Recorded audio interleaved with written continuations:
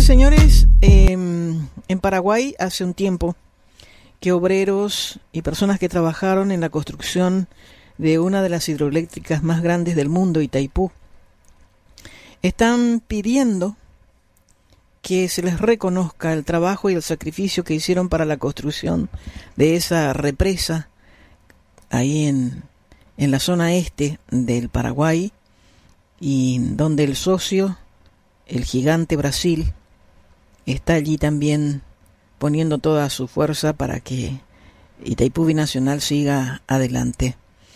Y ahora tengo entendido que estas personas están inclusive haciendo huelga de hambre porque no recibieron los resultados que ansiaban de recibir un dinerito por el tiempo trabajado.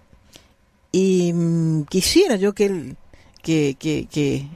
el asesor jurídico, el doctor Milciades Areco, nos aclara un poquito el panorama, porque hay muchos comentarios que dicen, por ejemplo, que estas personas no tienen por qué pedir dinero al gobierno de Paraguay porque no son funcionarios de la Itaipú propiamente dicha, sino que forman parte de las empresas que trabajaron para Itaipú, pero que no son personales directamente contratados por la Itaipú Binacional y que consecuentemente no les corresponde.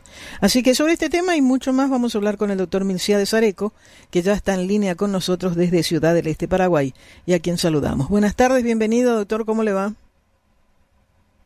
Buenas tardes, Francis, un saludo fraterno desde el este del país, aquí Sudamérica.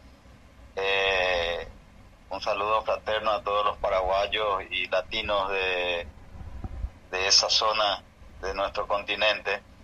Y bueno, como estabas manifestando, soy el representante legal de los ex trabajadores de la Itaipú Binacional, constructores de este monstruo que tenemos aquí en la frontera del este de Paraguay con el vecino país del Brasil, y que genera dólares a cada segundo, que produce la energía eléctrica, que básicamente suministra toda la energía de Paraguay y gran parte de Brasil. La gente comenta, y con mucha fuerza, por supuesto, y más aún después de que el presidente de la República vetó la ley en donde le iban a facilitar el dinero que solicitaban estos ex obreros de Itaipú. Comenta que no forman parte propiamente dicho de la nómina de obreros que fueron contratados en forma directa por la Itaipú Binacional, sino que son parte integrante de las empresas adjudicatarias que estuvieron trabajando para la Itaipú, pero no son obreros de Itaipú. Acláranos un poco ese panorama. Sí, bueno, hay que entender que Itaipú Binacional se rige por un tratado internacional, y este tratado consagra varios principios, especialmente el principio de igualdad entre los estados que constituyen este tratado, principio que también se traduce en el campo laboral. A raíz del Tratado de Itaipú se crearon dos protocolos de relaciones laborales, una que regía a los trabajadores contratados directamente por la Itaipú Binacional y otra que regulaba las relaciones laborales de las empresas contratistas, subcontratistas de obras, locadoras y sublocadoras de servicios.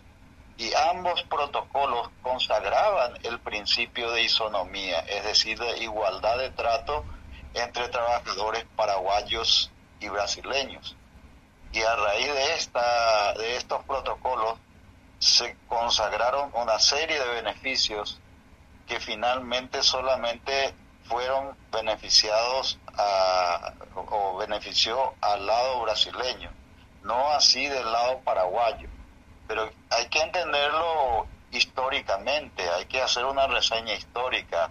Paraguay vivía en aquella época, en la década del 70, una dictadura cerrada, donde evidentemente los derechos individuales y colectivos estaban vedados. No podíamos organizarnos, no podíamos reclamar nada. Entonces transcurrimos un gran periodo de la construcción sin poder organizarnos y reclamar. Y posteriormente, cuando ya cae la dictadura, en el 89 comenzamos a organizarnos y a reclamar estos derechos.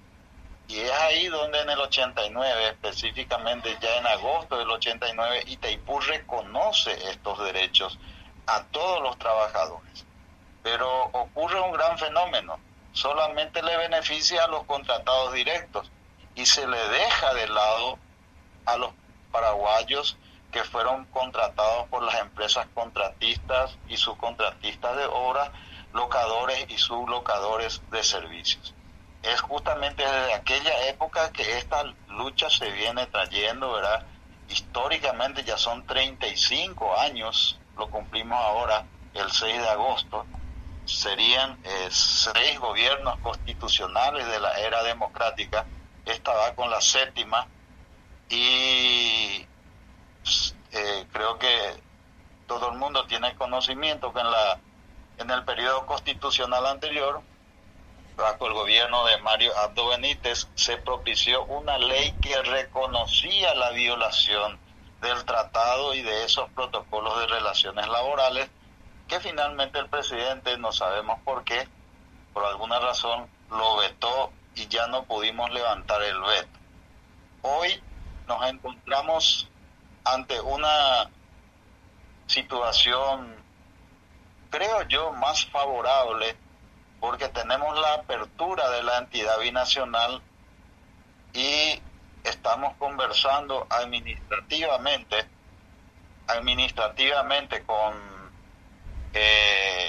los directores del lado paraguayo, y estamos en una etapa de estire y afloje y presionando un poco al gobierno con estas medidas de movilizaciones permanentes, cierres de rutas, de calles, y finalmente llegamos la semana atrasada al extremo de llegar a huelgas de hambre, tanto aquí en Hernandarias, en la barrera de la usina, como así también Asunción, frente a la sede central de la entidad. Pero como dije, hay una apertura de la entidad binacional. Lo que sí necesitamos es la autorización del Ejecutivo a los efectos de que se instale una mesa técnica que pueda definir la cantidad de gente que tiene derecho a estos beneficios y también cuantificar esos beneficios. Esa es la situación actual, Francis. ¿A cuánto ascenderían millones de dólares la compensación a toda esta cantidad de gente, que son como 16.000, ¿verdad? Sí, 16.000 personas y un poco más. Hay que entender que la entidad binacional abarcó diferentes frentes de trabajo y servicios, entre los cuales tenemos las obras principales que constituye el cantero de obras, es decir, la presa principal y el área de embalse. Ahí tuvimos aproximadamente 25 a 30.000 obreros en su momento máximo que trabajaron, ¿verdad? También están las obras accesorias, es decir, aquellas obras que se hicieron fuera del cantero, como las viviendas, los hospitales, los colegios, y los trabajadores que prestaron servicio en esas áreas, ¿verdad? Y también tenemos las complementarias, que son las rutas y puentes que construyó la Itaipú Binacional, que es parte del emprendimiento, ¿verdad? Entonces, eso es lo que nosotros tendríamos que definir con la entidad binacional, si se le abarca a todos o eventualmente solamente se paga los beneficios a la gente que trabajó en las obras principales. Para eso necesitamos instalar la mesa técnica y definir, evidentemente, con documentos y argumentos jurídicos y políticos también, de una política de Estado, la cantidad de gente, y posteriormente discutir sobre el monto que corresponde a cada uno, evidentemente teniendo en cuenta los beneficios que fueron dejados de pagar y atendiendo a un criterio también de razonabilidad del dinero que pueda disponerse para satisfacer lo que los obreros están esperando.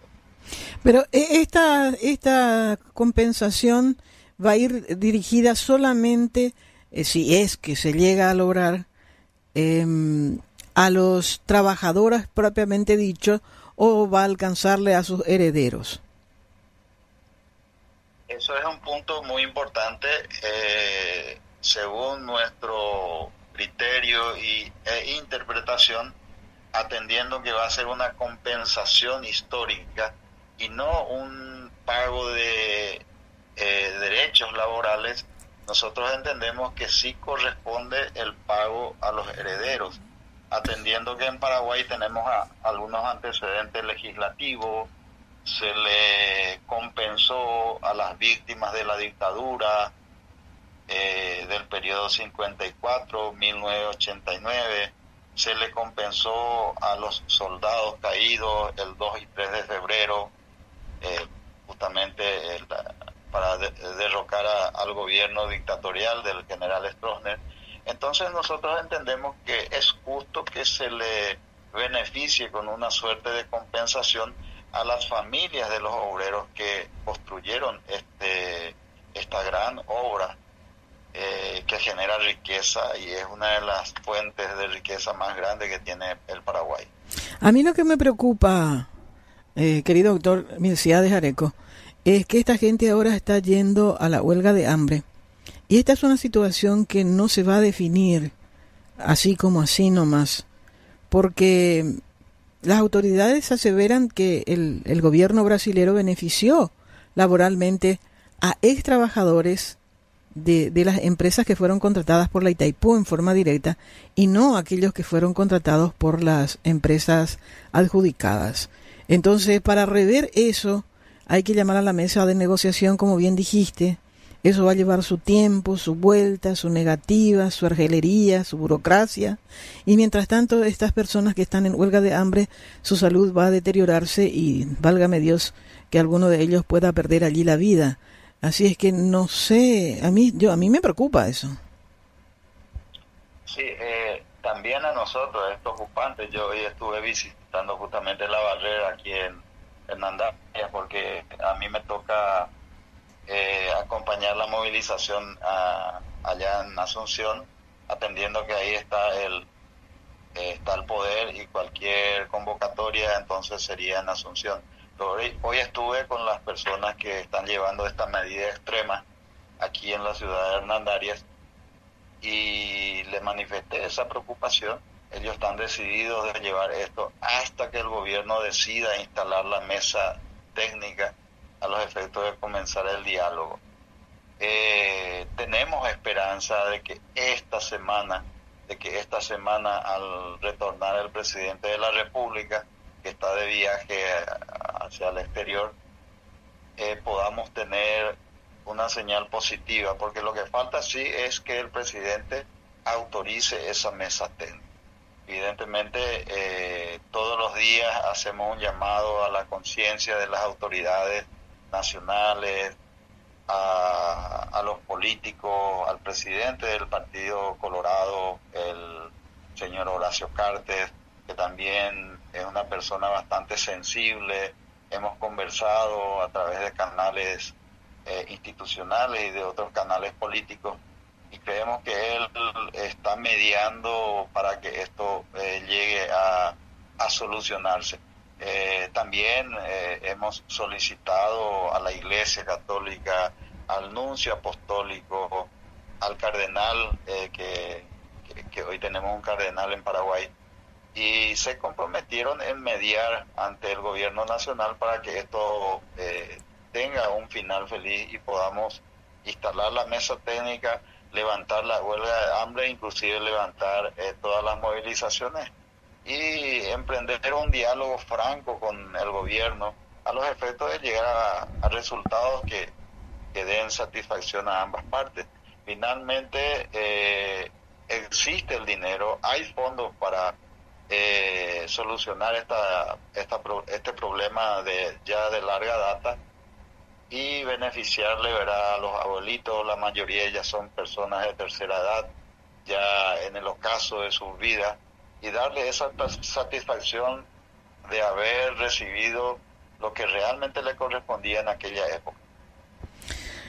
Doctor Milciades Areco, muchas gracias por estos minutos. Mi saludo y respeto a toda esa gente que está en estos momentos en Hernandarias haciendo huelga de hambre. Desde aquí le enviamos un fuerte abrazo. Dios permita que lleguen a la mesa de negociación, que haya un acuerdo, que se trabaje por ambas partes y que la salud de estas personas que están en huelga de hambre no se deteriore. Tienen una familia, tienen gente que están preocupados por ellos y inclusive nosotros acá me están escribiendo amigos de paraguayos en diferentes lugares, me están diciendo que levanten la huelga de hambre, que levanten la huelga de hambre porque no vale la pena perder la vida por una situación así. La vida no se compra ni con el mayor dinero del mundo. Que levanten la huelga de hambre, me dicen una serie de paraguayos que están en diferentes lugares en el mundo. Así es que un abrazo para vos, doctor Milciades, y vamos a estar en comunicación. Gracias por el espacio, Francis. Un abrazo fraterno y grande a todos los latinos y en especial a los paraguayos que radican por esa zona. Evidentemente es una preocupación nuestra, nuestros compañeros que han adoptado esta medida extrema. Y también aprovecho la oportunidad para llamar a la conciencia de los gobernantes, de las autoridades paraguayas, que seguramente van a escuchar este medio porque se escucha en todo el mundo, y que se abra el diálogo con nosotros. No queríamos llegar a estas medidas extremas, tuvimos que hacerlo como un mecanismo de forzar esa mesa de diálogo. Nosotros queremos dialogar y llegar a resultados que convenga al paraguayo, al pueblo paraguayo. Finalmente, como decimos, cuando la política se centra o tiene en el centro al ser humano, todo es posible. Podemos construir muchas cosas juntos. Y muchas gracias. Muchas gracias, muy amable. Muchas gracias, muy amable. Gracias, Francis. Un abrazo. Un abrazo. Bueno, señoras y señores, estuvimos así con el doctor Milciades Areco, asesor jurídico